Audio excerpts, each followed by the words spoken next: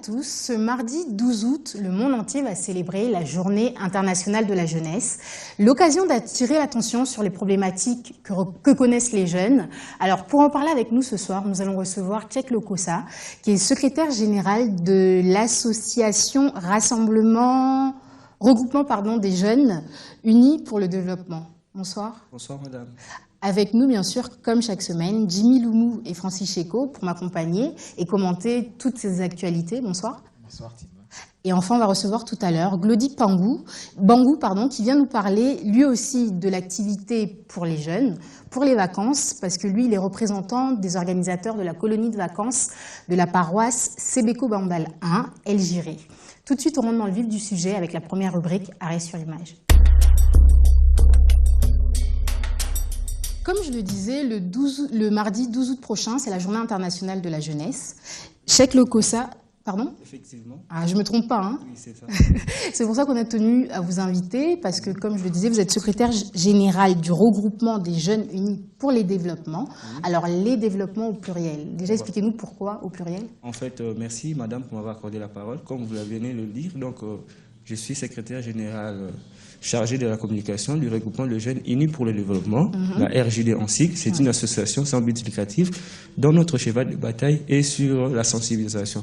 Et pourquoi le développement, comme vous l'avez dit, en fait, le développement au pluriel. Donc, et nous avons vu que donc, ici, précisément dans notre pays, il y a plusieurs secteurs qui sont un peu négligés. Et si, conformément à notre article 42, alors conformément à notre article 42 de la Constitution qui stipule que donc, le gouvernement en place doit sécuriser le développement intégral de la jeune, des jeunes, ainsi que le développement côté santé et mental et toutes autres formes de développement. Justement, c'est ce qu'avaient constaté les Nations Unies en 1991, lorsqu'ils ont proclamé cette journée lors de la première Assemblée générale, on va dire.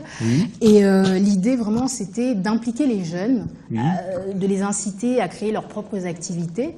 Alors moi, j'aimerais savoir, cette journée à vous, c'est quoi l'utilité de la journée selon vous ? Ok, avant de parler de l'utilité, je pourrais faire au moins l'historique de cet événement. Donc, la journée internationale qui a été prononcée et déclarée le 12 août 1999 par l'Assemblée générale des Nations Unies est l'issue d'une convention, donc un forum mondial qui s'est tenu en Autriche, en Vienne, en 1991.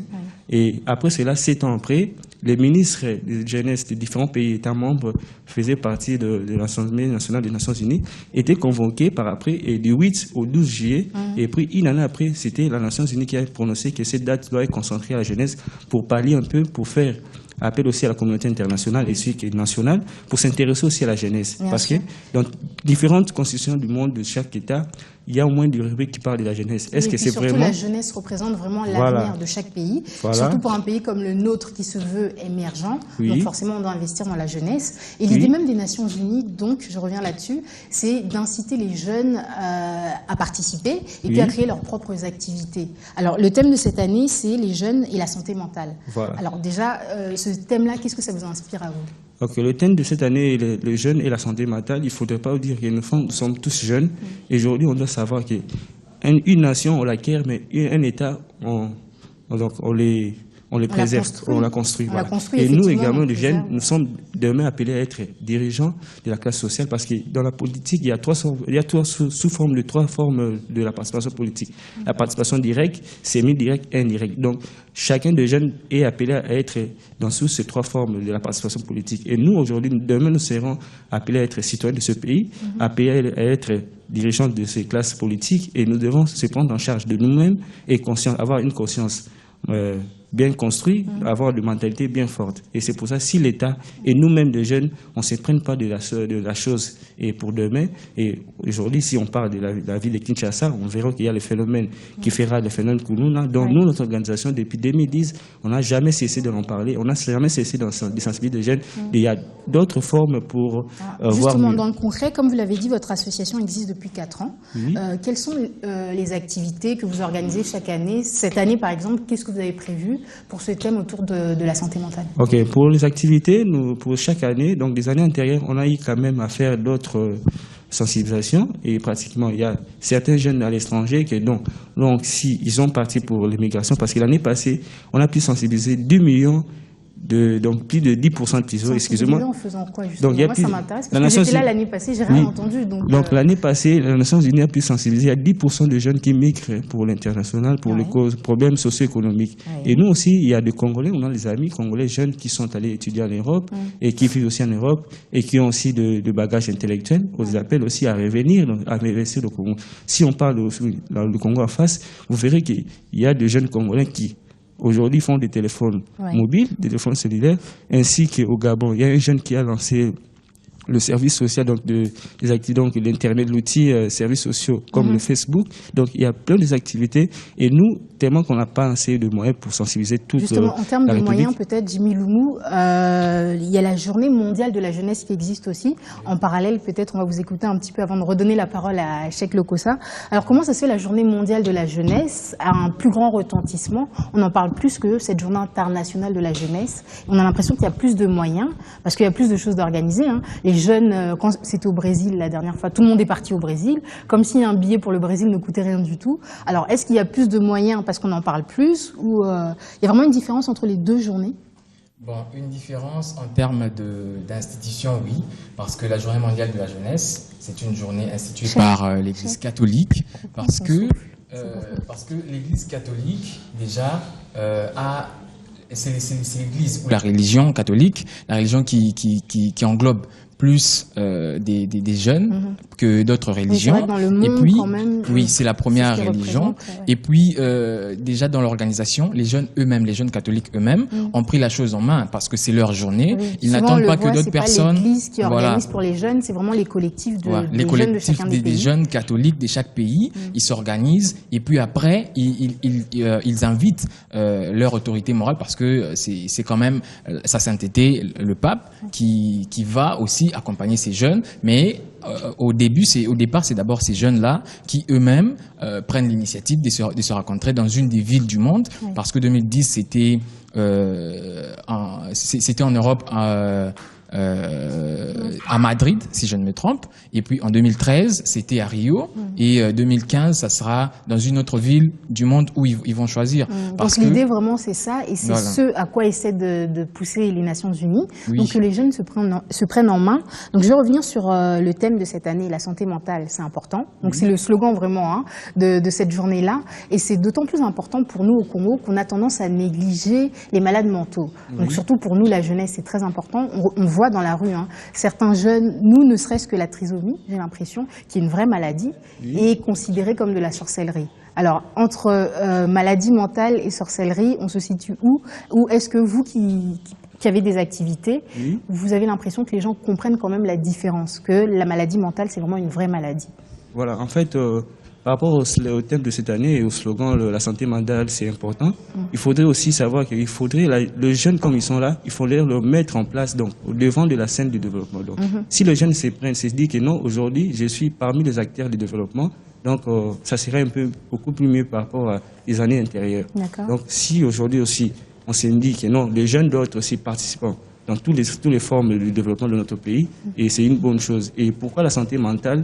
Et au fur et à mesure, on accumule de stress, ça crée des répercussions d'une manière mentale dans notre... Parce que l'être humain, de nature, est fait pour dégager ce qu'il a comme potentialité. Et puis le cerveau aussi, le mental, c'est la base exercices. pour tout homme, je crois. Francis, je crois que vous vouliez intervenir. Justement, vous voyez, dans notre société, il y a un problème qui se pose. Quand quelqu'un est malade mentalement, beaucoup de gens pensent que c'est un problème de sorcellerie. Un problème spirituel. Spirituel, voulais-je dire. Mais le problème n'est pas là. Au fait, l'État, en principe, par le truchement, soit du ministère de notre santé, doit vraiment faire des campagnes de vulgarisation pour nous, au Congo, on pense que la maladie, c'est seulement la malaria ou d'autres, soit l'appendicite, mais pas la maladie mentale. On doit vraiment se faire dépister. On n'a pas déjà la culture d'aller rencontrer, par exemple, un psychologue ou encore un psychiatre. Pour pouvoir se faire diagnostiquer. Pour se faire donc, c'est pas de notre culture. C'est un peu ça. Mais le jour qu'on va lutter, on va faire comprendre, comme mon ami vient de le dire, Cheikh Lokossa, que j'encourage avec ses idées novatrices. Je pense que avec une campagne de sensibilisation pour un peu passer le message, avec une pédagogie très simple, je pense que on va tirer les gens du bas pour les ramener un peu au-dessus. Alors, en parlant de pédagogie très simple, un de vos choix à vous, c'est des articles qui paraissent donc chaque année. Donc, pour cette année, concrètement, quand est-ce que ça va paraître, le mardi même? Où est-ce qu'on peut trouver ça? Donc, le mardi même, si pour l'instant, il y a plein d'auditeurs que j'ai pu laisser le courrier. Et en fait, il y a des fois Baromètre, il y a le Réflexe. Et donc, dans tous les presses, c'est la presse écrite de notre pays. Si vous entrez, vous achetez, et dans une des pages, vous verrez qu'il y a toute une page entière. Et je profite pour l'occasion pour féliciter tous ces auditeurs qui nous donnent aussi le moyen de s'exprimer d'une manière. Voilà. Et les articles, ce sont vous qui les écrivez? Oui, c'est nous-mêmes, donc je dirais c'est moi-même, parce que j'engage aussi l'association. Et quand je l'écris, j'ai fait voir aussi à mes collègues, aussi membres du club et de l'association, et pour en prouver. Et puis, cela a été publié. Donc, l'une des premières sensibilisations, c'est la presse écrite. Mais malheureusement, dans notre pays, on trouve mal et difficile de trouver un jeune qui sort de chez lui pour aller acheter un journal, bien entendu. Alors, pour les aider, avant qu'on conclue sur cette rubrique, vous pouvez nous dire le contenu de l'article de cette année, en fait, l'angle que vous avez choisi. Ok, le contenu de cette rubrique, donc cet texte qui sera sorti sur la presse écrite, c'est en fait de mettre au moins au parfum le jeune Congolais à comprendre ce qui va se passer là pour cette journée de 12 août en France. Donc, quelles sont les thématiques? Oui, c'est vrai que chaque année, c'est organisé dans un pays différent. Voilà. Et puis pour cette année, pour 2014, ça se passe à Paris, donc en France. En France, voilà. C'est en fait ça. Donc, je ne sais pas s'il y a des jeunes Congolais qui vont nous représenter là-bas, mais au moins, il y a au moins l'idée maîtresse qui est un peu résumé ici, le thème.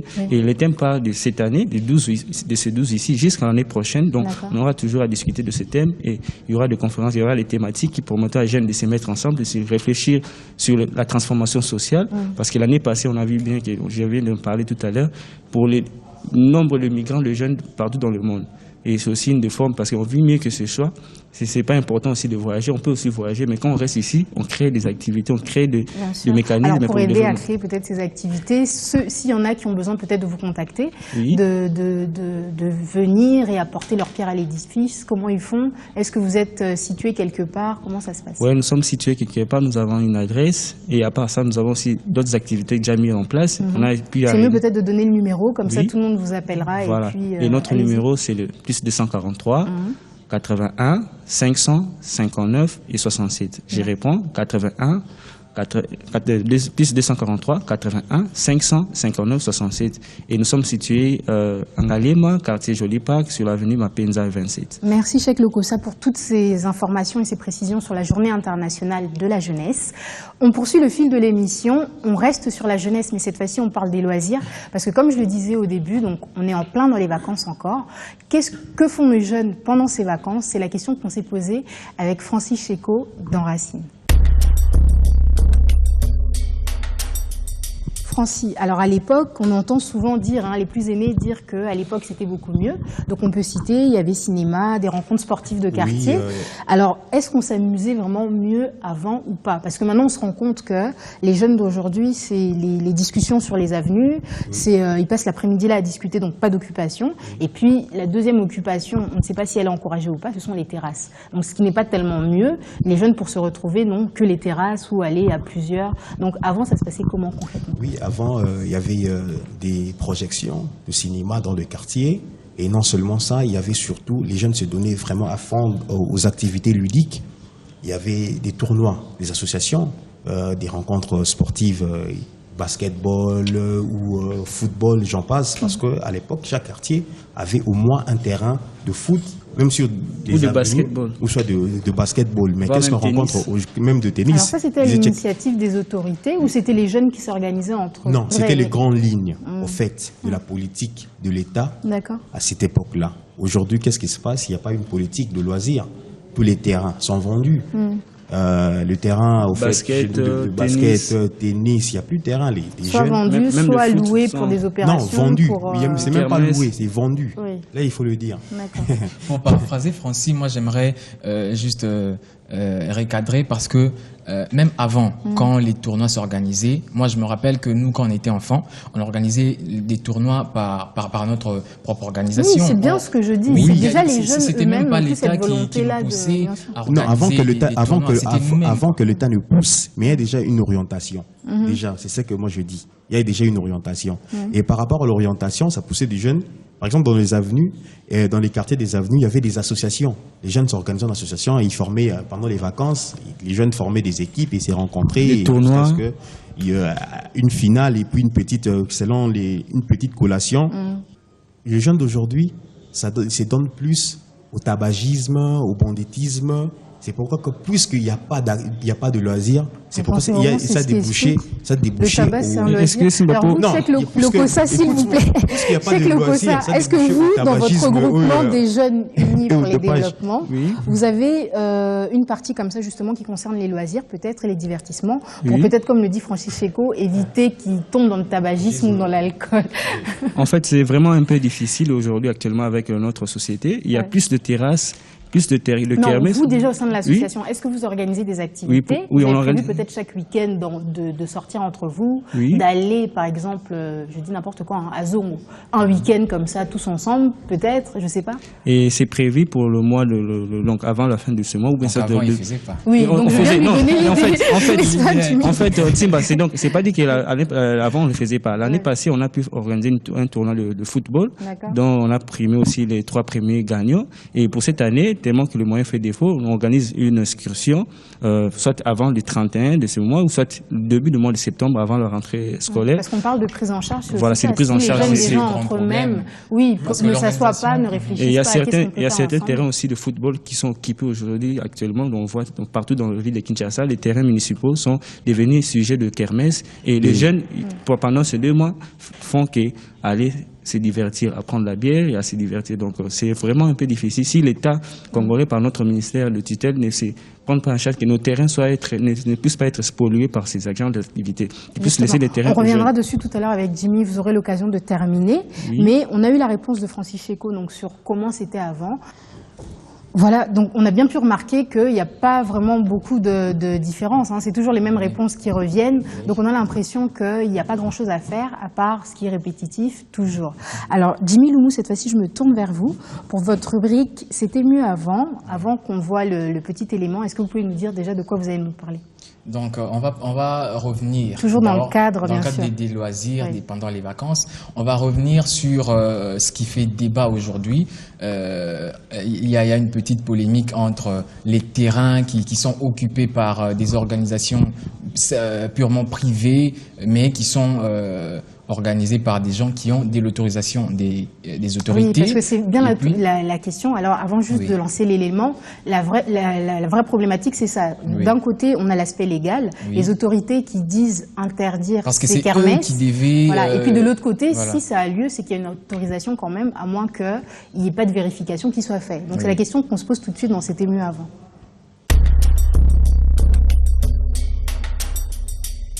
Des vacances aisées pour les plus jeunes passent par des heures d'amusement, des jeux et des détentes afin de mieux profiter de leur période de trêve scolaire. Mais hélas à Kinshasa, tous les espaces prévus pour les jeux sont occupés systématiquement par des kermesses ou transformés en lieu d'organisation des obsèques et autres. Alors on se pose la question, pendant ce temps de vacances, comment les plus jeunes s'occupent-ils ? Les organisateurs de ces kermesses s'expliquent. Joli Koussala, un des membres organisateurs de la kermesse Cohésion Plus. Au préalable, avant d'organiser une kermesse, il faut au préalable avoir une autorisation de l'hiérarchie. L'hiérarchie de la ville de Kinshasa, c'est le gouverneur de la ville de Kinshasa. C'est son excellence André Kimbuta Yango. C'est lui qui a habilité à octroyer les organisations de telles manifestations de grandes envergures. Parce que nous avons eu d'abord à signer un accord avec l'école, c'est de réhabiliter cette école. Vous aurez à voir comment les enfants se divertissent pendant la journée ici à la kermesse Cohésion Plus. Quelques bourgmestres contactés par nous n'ont pas été favorables pour nous répondre. Nous espérons que le son de cloche des enfants est arrivé auprès des autorités compétentes.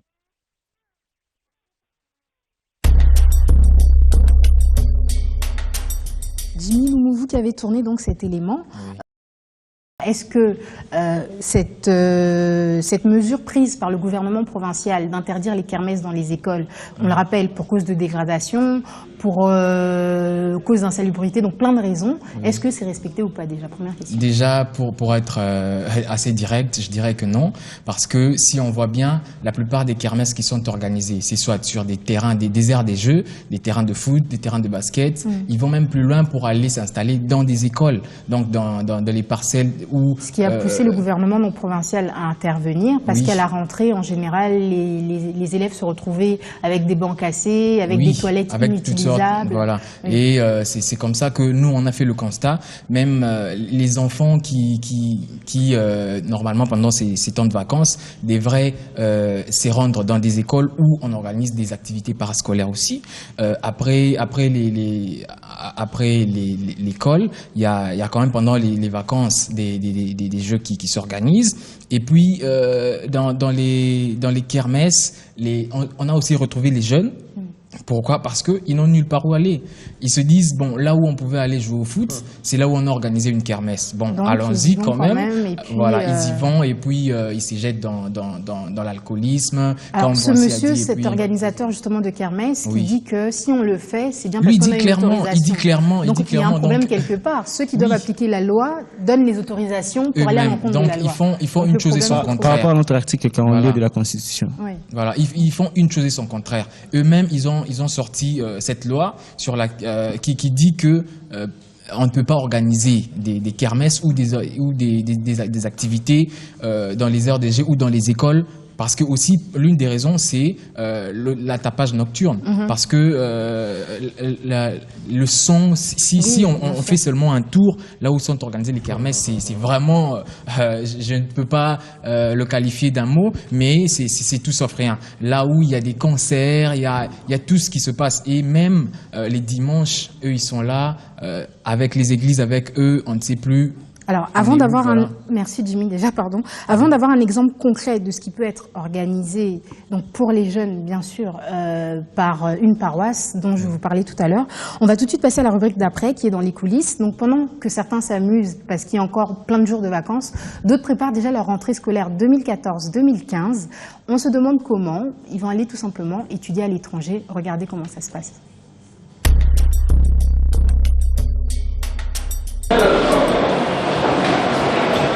Quand une personne entre chez nous, ils sont reçus par 2 personnes qui sont dans le service de la réception. Bonjour, c'est M. Christian Yanga, réceptionniste de l'ONG MFA. Moi, c'est M. Ebenminga. Ici, nous sommes le premier service que les clients rencontrent lorsqu'ils viennent à l'ONG. Nous sommes là pour les enregistrer, les identifier, avant de pouvoir les envoyer vers les différents services d'orientation et de renseignement. Le service à la clientèle. Moi, c'est M. Andy Kidjire Mkoutou. Je suis le responsable du service de la clientèle. Bonjour, moi c'est M. Mike Leno. Ici, nous sommes à service clientèle. Nous sommes là pour fournir des informations à tous les membres qui veulent aller étudier ou évoluer à l'étranger. Maintenant, je vais vous amener à l'intérieur de nos bureaux. Allons-y, vous allez découvrir.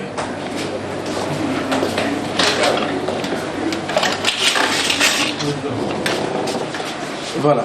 Ici, vous avez le bureau du MFA. À l'intérieur, nous avons ici, à l'entrée directement, vous allez apercevoir, vous avez une petite salle.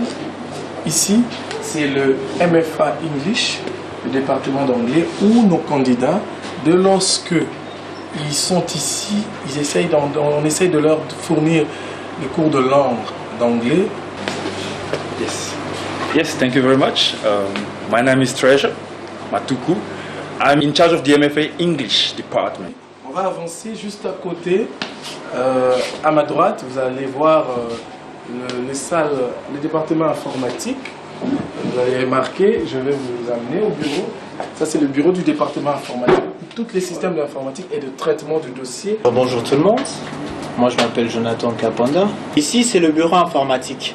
Le bureau informatique de l'ONG MFA s'occupe de tous les mails, de toutes les relations internationales en relation avec Internet, avec le réseau informatique du monde francophone d'association. Donc c'est ici qu'on reçoit les mails de tous nos candidats. On est en contact avec les universités canadiennes, les universités américaines, indiennes, marocaines, tunisiennes. On est même en contact avec les ambassades, certaines ambassades. C'est comme ça qu'on a des informations. Donc on va continuer cette visite. On va avoir d'autres bureaux. Venez avec moi. Je vais ici, à ma droite. Vous allez voir le secrétariat. C'est juste ici.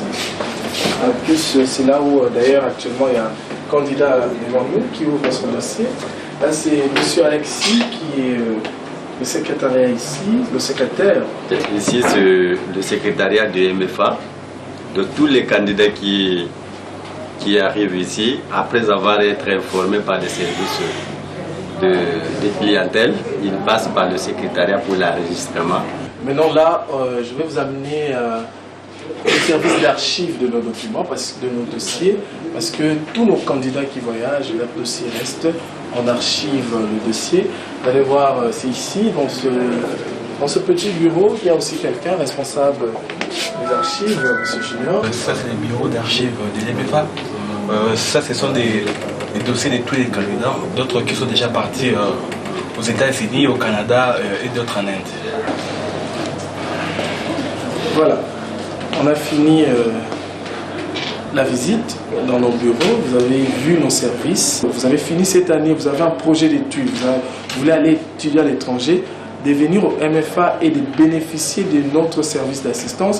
Ici, c'est l'ancienne galerie présidentielle, deuxième niveau, local 12. Vous pouvez contacter l'ONG MFA et bénéficier de nos services d'assistance. Glody Mbangou nous a rejoint sur ce plateau. Comme je disais tout à l'heure, vous êtes représentant des organisateurs de la colonie de vacances à la paroisse Sébéco Bandal 1 El Giré. Alors concrètement, on a donné beaucoup de mauvais exemples, hein, les kermesses, tout ce qui se passe dans les terrains. Vous avez un bon exemple au contraire. Est-ce que vous pouvez nous expliquer qu'est-ce qui se passe dans votre paroisse l'été pour les enfants? Oui, avant de répondre à votre question, je suis aussi moniteur des enfants. Oui.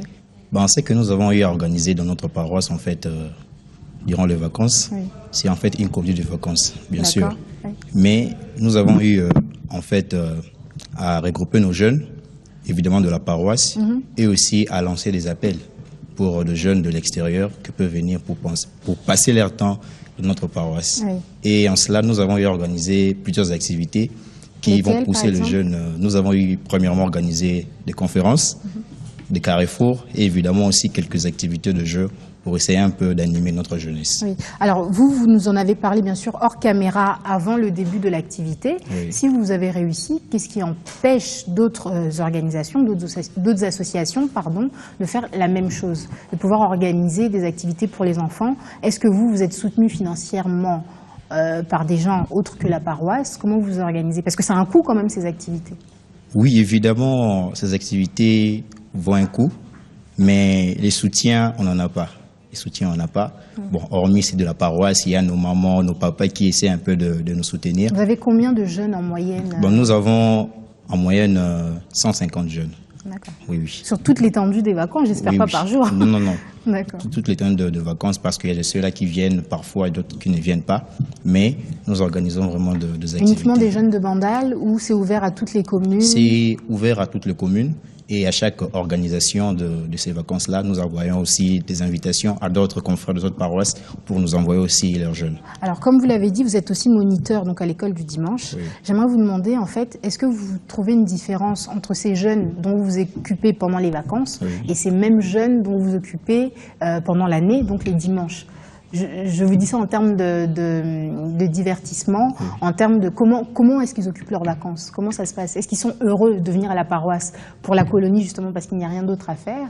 Ou il y a une différence selon vous en termes d'occupation pour ces enfants? Bon, en termes d'occupation, il y a une différence. À la colonie, nous essayons vraiment d'entrer en profondeur dans la vie de jeunes. Mais concernant les jeunes avec qui nous sommes chaque dimanche, nous parlons de la parole de Dieu. C'est en fait ça. Et nous essayons, les dimanches, nous avons que 2 heures avec les enfants pour essayer un peu de leur parler de Dieu. Mais durant les colonies, nous en profitons vraiment pour parler de la vie de jeunes. Étant donné que nous sommes jeunes, et comme mes confrères l'ont dit, la jeunesse, c'est nous qui prendrons la relève de demain. Alors il faut vraiment que nous puissions nous intérioriser, moi si je suis jeune, nous intérioriser les valeurs vraiment dont il faut. C'est en fait ça. D'accord. Et pendant ces vacances, alors qu'est-ce qui se passe? On oublie complètement l'année scolaire, on ne fait que des activités ludiques, où il y a quand même une petite part aussi pour la scolarité à préparer. Pour là, la rentrée pour les plus jeunes, c'est dans quelques jours à peine. Donc, Oui, bien sûr. Nous avons en ce moment même, dont je suis ici, en ce moment, à la paroisse, il y a des activités qui sont en train de se passer. Mais il y a une dernière conférence qui s'est organisée évidemment avant la fin de vacances pour les jeunes, pour essayer un peu maintenant de leur intérioriser la rentrée de classe qui sera bientôt là.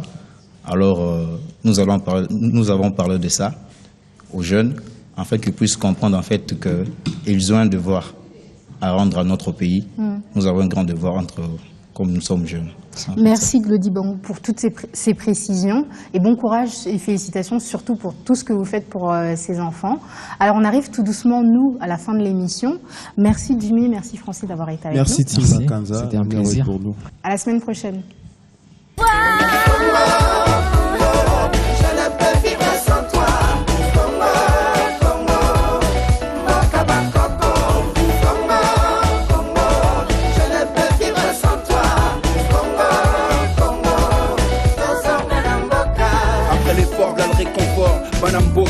Moi je vais en paix chanter sur nos rythmes forts. Je lève mon drapeau blanc. On est ensemble, y'a pas de soucis. Avec B1, notre radio 87.8 MHz. B1 FM, l'excellence dans la simplicité.